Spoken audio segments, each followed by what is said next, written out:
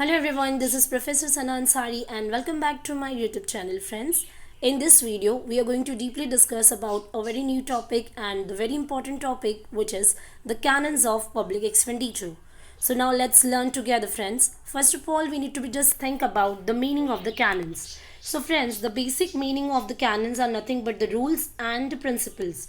So here we are going to discuss about the public expenditure and its rules and its principles. So now let's start friends. So first we need to learn about the meaning of public expenditure.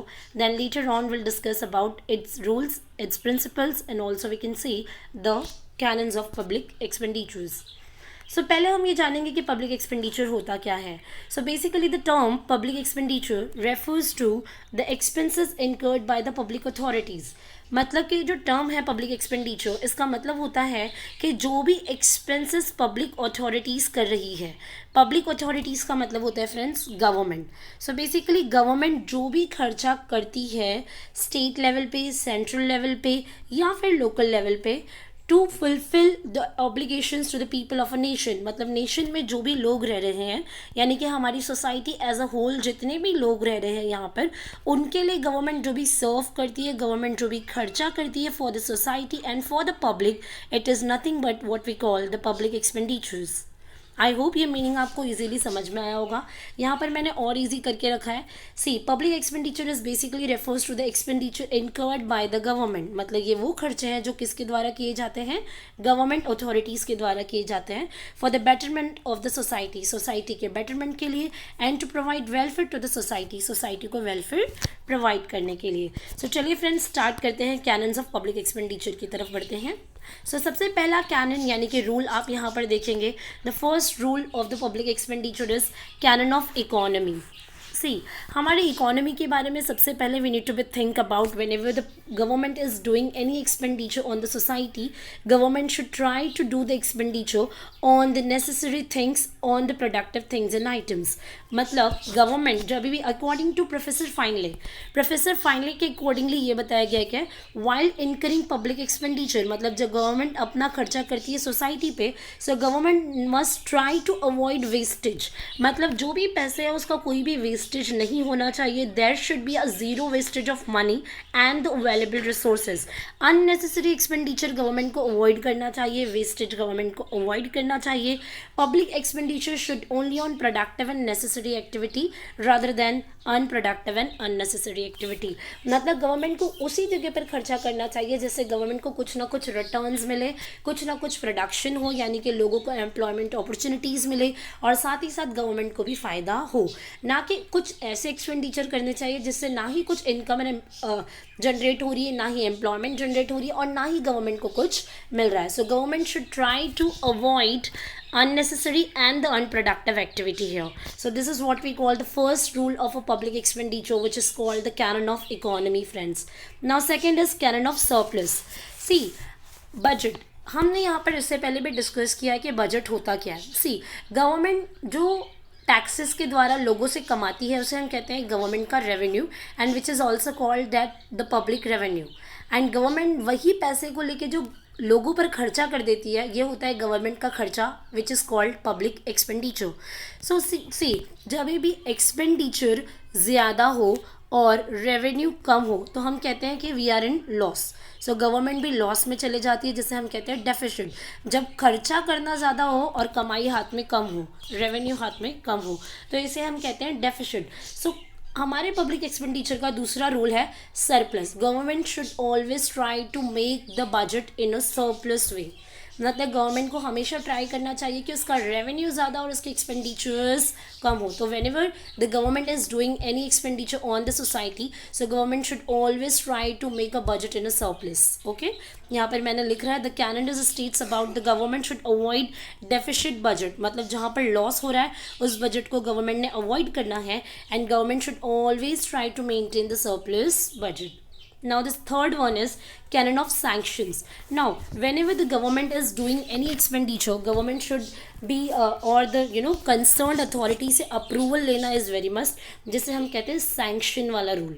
देखिए, every public expenditure मतलब जहाँ जहाँ government खर्चा कर रही है must have a prior approval of the appropriate authorities in order to prevent misuse and wastage. समझिए, government अगर ब्रिजेस रोड्स वगैरह बना रही है तो गवर्नमेंट खर्चा करने से पहले जो भी इंफ्रास्ट्रक्चर के लिए जो भी अथॉरिटी है कंसर्न, वहाँ से एक बार कंसर्न कराना बहुत ज़रूरी है, अप्रूवल लेना बहुत ज़रूरी है, सैंक्शन इज़ वेरी मस्ट है। ओके, चलिए 3 कैनन्स हमने पढ़ा, economy, surplus and sanction. Now the fourth canon of the public expenditure is canon of benefit. Canon of benefits refers to, देखिए यहाँ पर public expenditure should result in maximum social advantage, मतलब government जो भी खर्चा कर रही है उससे सोसाइटी को ज़्यादा से ज़्यादा एडवांटेज होना चाहिए, ज़्यादा से ज़्यादा वेलफेयर मिलना चाहिए of all the people in the country, मतलब हर किसी को इक्वली प्रॉफिट मिलना चाहिए। ऐसा नहीं होना चाहिए कि सिर्फ किसी एक ग्रुप या किसी एक पार्ट को ही फ़ायदा हो रहा है। गवर्नमेंट के खर्चे ऐसे होने चाहिए जिससे हर किसी को फ़ायदा हो। ठीक है, जैसे गवर्नमेंट जो है आपको हेल्थ और एजुकेशन के लिए जो भी फैसिलिटीज़ देती है, तो it's not for a only group of people और the specific group of people, it is for all, for the society, right. So ऐसे खर्चे होना चाहिए जिससे गवर्नमेंट जो भी खर्चा करिए वो पूरी सोसाइटी के लिए बेनिफिशियल हो, और basically the government expenditures leads to benefit to the society. Friends, now आगे बढ़ते हैं हम।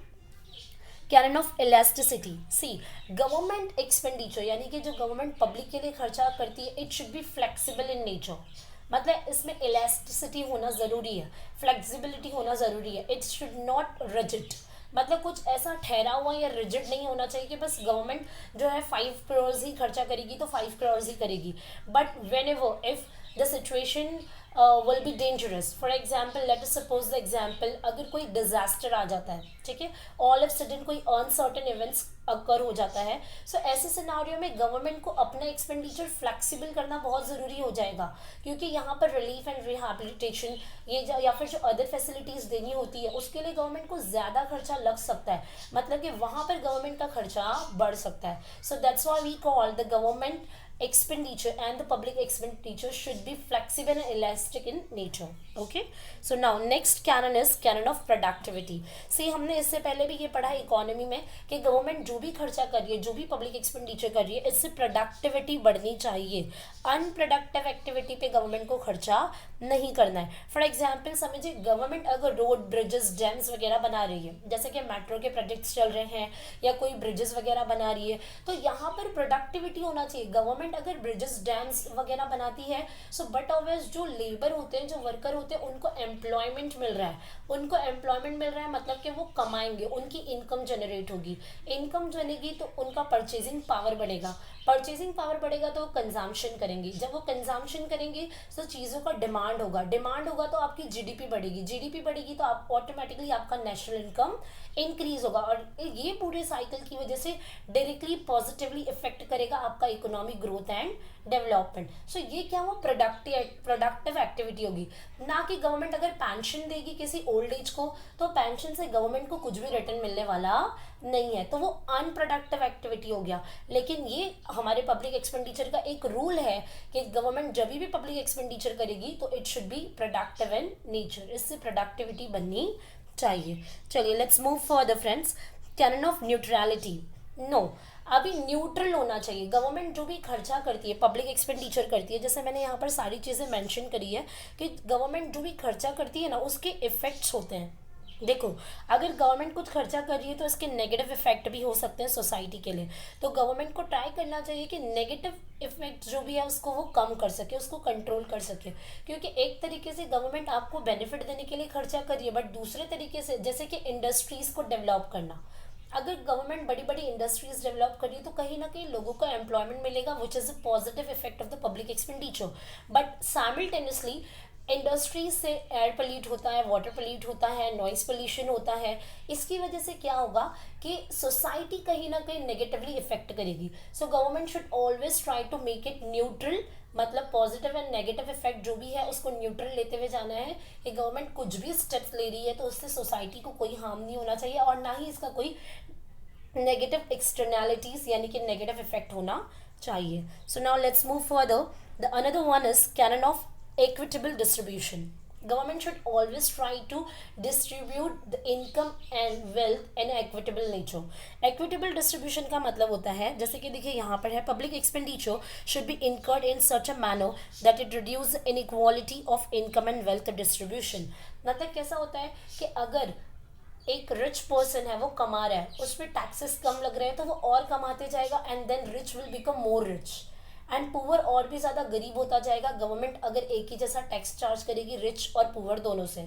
सो एक्विटेबल इनकम एंड डिस्ट्रीब्यूशन के लिए गवर्नमेंट को टैक्सेस भी रिच से ज़्यादा और पुअर से कम लेना है, और साथ ही साथ इनको जो एम्प्लॉयमेंट अपॉर्चुनिटीज़ है वो भी ज़्यादा देना है, ताकि हम पुअर वाले सेक्शन को अपलिफ्ट कर सकें. सो अगर पुअर सेक्शन या weaker section of the society को अपलिफ्ट करेंगे तो इससे क्या होगा, इनकम जो इक्वली डिस्ट्रीब्यूट होगा. ठीक है. Now next, here we have completed all the canons of the public expenditure, friends. So in the next video we are going to deeply discuss about the next question, which is called the classification of public expenditure. So here I am going to share the link on the description, friends. So that's all enough for today. If anybody have any doubt and difficulty, so you can make a comment on my YouTube channel. That's all enough for today. Bye bye, have a nice day, take care.